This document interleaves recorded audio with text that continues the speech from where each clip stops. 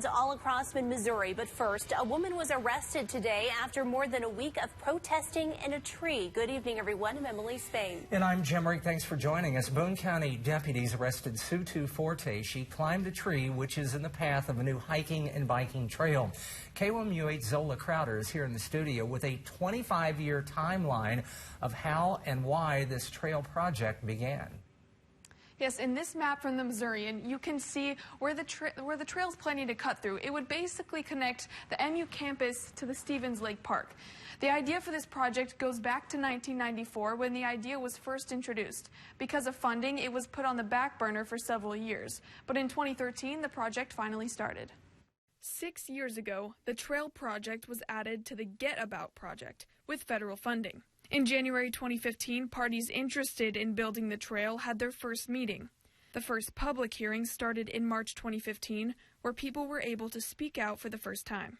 Almost 3 years later, there was the next public hearing. We spoke to Sutu Forte back then. Connectivity exists already. It's a big waste of money, and it's such a destruction of a beautiful ecosystem.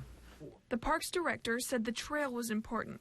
So this is a really critical gap. This is one of the last big gaps that are located what I call in the heart of the city.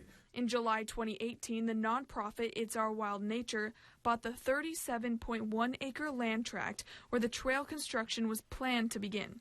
Sutu Forte is a co-chair of the group. Last December, the city claimed eminent domain, where the government can convert private property for public use. A judge sided with the city this January. Construction started in the middle of March. And this brings us to last week when Sutu Forte began her protest. I made a promise to this forest. This forest is my heaven. As construction neared trees that belong to It's Our Wild Nature. Today, deputies arrested her and gave her a citation. Now the next step for the city is installing construction fencing for the trail.